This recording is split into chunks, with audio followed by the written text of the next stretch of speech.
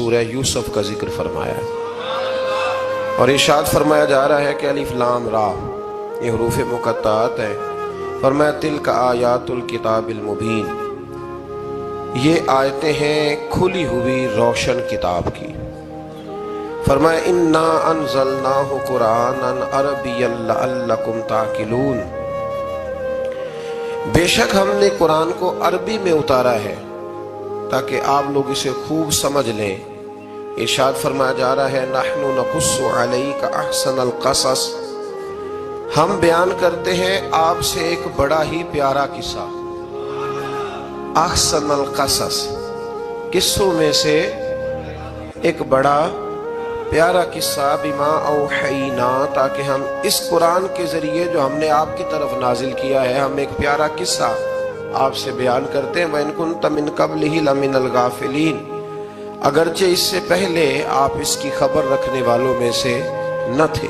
قصہ کیا ہے؟ قصہ یہاں سے شروع ہوتا ہے، اذ قال یوسف لأبیہ، جب کہا حضرت یوسف علیہ السلام نے اپنے باپ سے، کیا کہا یا ابتی، اے میرے باپ، انی رأیت احد عشر کوکبا، بے شک میں نے خواب میں دیکھے ہیں 11 ستارے، والشمس اور سورج، والقمر اور چاند، رأیتہم لی ساجدین، کہ وہ مجھے سجدہ کر رہے تھے۔ یہ خواب دیکھا حضرت ابراہیم علیہ السلام کے بیٹے حضرت اسحاق علیہ السلام، اور حضرت اسحاق علیہ السلام کے صاحبزادے حضرت یعقوب علیہ السلام۔ حضرت یعقوب علیہ السلام نے کئی نکاح فرمائے، اللہ نے آپ کو 12 بیٹے عطا فرمائے۔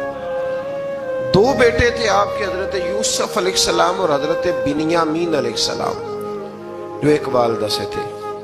حضرت یوسف علیہ السلام بڑے حسین و جمیل تھے، بڑے خوبصورت تھے۔ کچھ لوگ ظاہراً خوبصورت ہوتے ہیں تو کچھ کی ساتھ عادتیں بھی بڑی خوبصورت ہوتی ہیں، بڑے نفیس، بڑے فرما بردار، بڑی میٹھی ٹھنڈی بات کرنے والے۔ ہوتا یہ ہے کہ جب کوئی بچہ پیارا بھی ہو اور عادتیں بھی اچھی ہوں تو ماں باپ کی آنکھوں کا تارا بن جاتا ہے، باقی محنت کرنے کی بجائے شکوہ کرنا شروع کر دیتے ہیں۔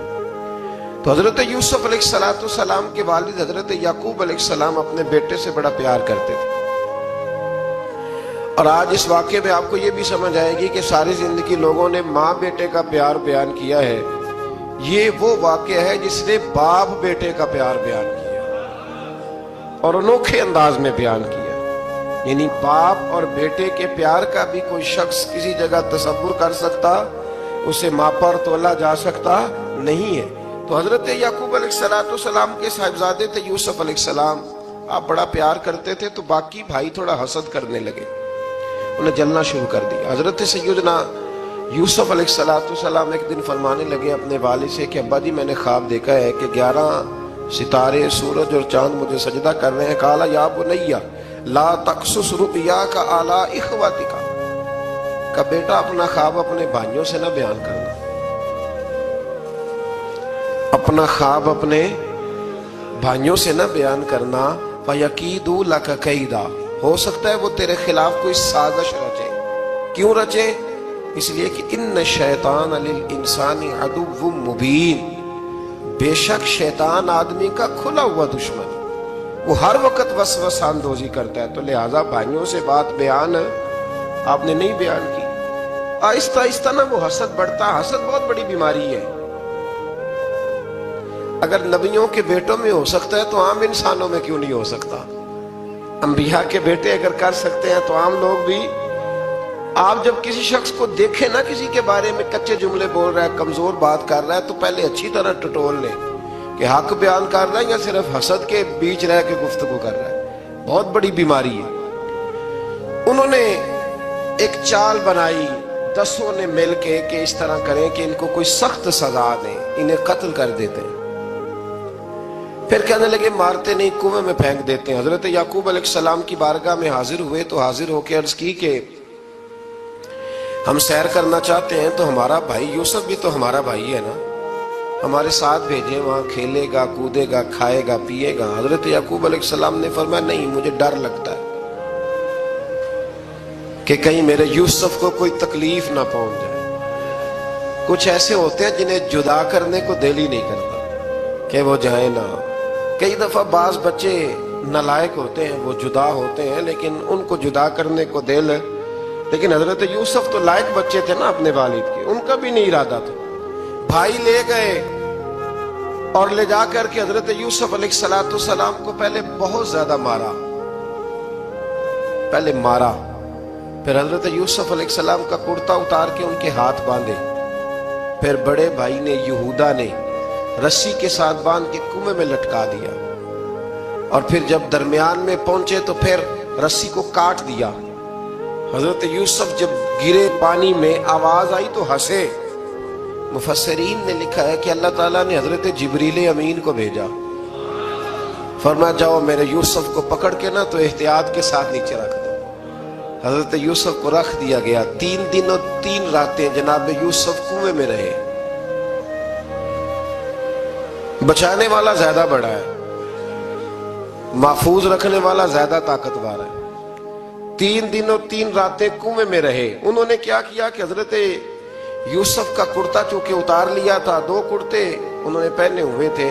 بعد مفسرین نے لکھا ہے ایک تو کرتا وہ تھا جنہوں نے استعمال کیا، تو ایک کرتا بطور تعویذ کے حضرت یعقوب نے ان کے گلے میں ڈال دیا بطور برکت کے، تو وہ کرتا بھی ان کے گلے میں تھا۔ ایک کرتے سے انہوں نے باندھ دیا، دوسرا کرتا جو تھا نا اس کو خوند لگا کے نا بکری کا، تو حضرت یعقوب کے پاس آئے اور جب دروازے تک پہنچے تو شور کرنے لگے زور زور سے۔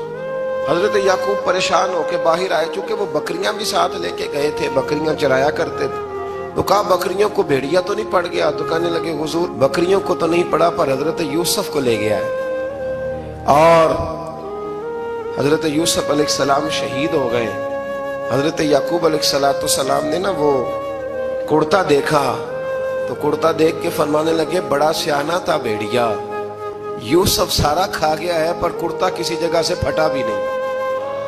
اس کا مطلب ہے کہ حضرت یعقوب کو سمجھ آ گئی کہ میرے یوسف کو بھیڑیے نے کھایا نہیں ہے۔ یہ قرآن مجید ہے۔ فرمایا بڑا سمجھدار تھا بھائی، کرتا پھٹا بھی نہیں اور یوسف وہ سارا کھا گیا۔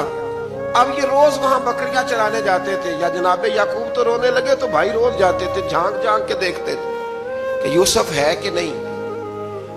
تیسرے دن ایک قافلہ وہاں سے گزرا جو مصر جا رہا تھا، انہوں نے پانی نکالنے کے لیے جب ڈول لٹکایا تو حضرت یوسف نے پکڑ لیا۔ اس شخص نے حضرت جناب یوسف علیہ السلام کو اوپر کھینچا، جب واپس اوپر زندہ نکل آئے تو بھائی پھر حیران ہو گئے، ابھی بھی شکر ادا نہیں کیا کہ 3 دن کے بعد دیکھو اللہ نے کتنا فضل فرمایا ہے۔ لیکن وہ پھر کہنے لگے قریب آ کے نا اس سے، یہ ہمارا بھاگا ہوا غلام ہے، اگر تمہیں چاہیے تو لے لو، سستا بیچ دیں گے۔ حضرت یوسف کا قول بعد مفسرین نے لکھا ہے، آپ فرماتے ہیں کہ مجھے جب انہوں نے تھپڑ مارے تو اتنی تکلیف نہیں ہوئی، کنویں میں پھینکا تو اتنی تکلیف نہیں ہوئی، تکلیف تب ہوئی جب انہوں نے مجھے بھائی نہیں مانا اور کہنے لگے یہ ہمارا بھاگا ہوا غلام ہے۔ تو کہا کتنے کا بیچو گے؟ کہا تم 20 درہم دے دو اور لے لو۔ 20 درہم کا جناب یوسف کو بیچ دیا۔ وہ لے گئے مصر کی منڈی میں، وہاں قیمت لگنے لگی، کتنے ہزار، اتنے ہزار، اتنے ہزار۔ اللہ اکبر۔ جناب یوسف کہتے میں نے وہ رنگ بھی دیکھا کہ جب میرا باپ سب سے بڑھ کر مجھ سے پیار کرتا تھا، اور آج میں وہی یوسف ہوں جس کی بولیاں لگ رہی، عزیز مصر آ گیا۔ مصر کا جو مالک خزانہ کا مالک تھا وہ شخص آ گیا۔ اس میں بھی کئی اقوال ہیں کہ وہ بادشاہ تھا کہ کیا تھا، بہرحال عزیز مصر آیا، خزانوں پر قبضہ اسی کا تھا۔ اس نے حضرت یوسف علیہ السلام کے وزن کے برابر سونا تول کے دیا، وزن کے برابر چاندی تول کے دی، وزن کے برابر اس نے ہیرے جواہرات دیے، پھر گھر لے گیا۔ اور جناب یوسف علیہ السلام فرماتے ہیں میں ایک آزمائش سے نکلا، جب گھر آیا تو بڑے سکون سے رہنے لگا۔ عزیز مصر نے اپنی بیوی زلیخا سے کہا اس کا خاص خیال رکھنا۔ فرماتے ہیں محبت ملنے لگی، پیار ملنے لگا، گھر میں بڑی خوشی سے رہنے لگا، پر اللہ کو کچھ اور ہی منظور تھا۔ آزمائش پر آزمائش ذرا دیکھیے گا، پہلے باپ کا پیار، پھر کنواں، پھر کنویں سے بچ گئے تو مصر کی منڈی۔ فرماتے ہیں وہاں سے میں بچ کے آیا، عزیز مصر کے گھر رہنے لگا، زلیخا فریفتہ ہو گئی، گناہ کی دعوت دینے لگی، تو حضرت یوسف نے کہا قال معاذ اللہ، میں اللہ کی پناہ چاہتا ہوں۔ سارے دروازے بند کر کے جب وہ پیچھے بھاگی، اصل حسین وہی شخص ہوتا ہے جو اپنے باطن کے حسن کو بچا لیا کرتا ہے۔ جو سوداگری کرنے لگے وہ تھوڑا حسین ہوتا ہے۔ حضرت یوسف علیہ السلام جب بھاگے تو اس نے پیچھے سے پکڑ کے کرتا کھینچا، کرتا پھٹ گیا۔ ابھی آپ دروازے تک پہنچے تھے، عزیز مصر خود آ گیا۔ اس نے آگے کہا یہ کیا ہو رہا ہے؟ تو اس نے مکر کیا، زلیخا نے، کہنے لگی کہ ہونا کیا ہے، اس کو گھر میں رکھ کے پالا ہے، اب جوان ہوا ہے تو معاذ اللہ اس نے میرے طرف دست درازی کرنے کی کوشش کی ہے۔ حضرت یوسف پھر خاموش ہو گئے۔ بھائی بیچ رہے تھے تو پھر بھی خاموش تھے۔ کبھی کبھی کچھ چیزیں خاموش رہ کے سہنی پڑتی، زخم پہ زخم کھا کے جی، خون جگر کے گھونٹ پی، آہ نہ کر لبوں کو سی، یہ عشق ہے کو دل لگی نہیں۔ حضرت یوسف علیہ السلام پھر چپ ہے۔ زلیخا نے بڑی باتیں کی۔ ایک دانا آدمی تھا، قرآن کہتا ہے ایک بولا بولنے والا، ایک عقل مند بولا۔ اس نے کہا دیکھو، نہ زلیخا کی سنو نہ یوسف کی سنو، اگر تو کرتا آگے سے پھٹا ہوا ہے تو پھر غلطی ہے جناب یوسف کی، اور اگر پیچھے سے پھٹا ہے تو پھر زلیخا کی غلطی۔ حضرت یوسف کی معاذ اللہ پھر غلطی۔ تو عزیز مصر نے کرتا دیکھا تو پیچھے سے پھٹا تھا، لیکن امام قرطبی کہتے ہیں وہ کوئی عقل مند آدمی نہیں، وہ تو 4 مہینے کا بچہ تھا، وہ ایک 4 مہینے کا وہ قریب تھا۔ حضرت یوسف علیہ السلام کی گواہی دینے کے لیے اللہ نے اسے زبان دی تھی، زلیخا کے ماموں کا بیٹا تھا، 4 مہینہ کا گہوارے میں لیٹا ہوا، جب بادشاہ سے فیصلہ نہیں ہو رہا تھا اور بادشاہ پریشان تھا عزیز مصر کے کسی کو جا کے بتاؤں گا تو کوئی کیا سوچے گا، اس کے گھر میں کیا کچھ ہوتا ہے۔ کہتے پریشان تھا تو پنگوڑے سے بچہ بول پڑا، کہنے لگا بادشاہ اگر تو کرتا آگے سے پھٹا ہے تو پھر معاذ اللہ غلطی حضرت یوسف کی، اگر پیچھے سے پھٹا ہے تو پھر زلیخا کی، تو کرتا پیچھے سے پھٹا تھا۔ حضرت یوسف کے حق میں گواہی مکمل ہو گئی۔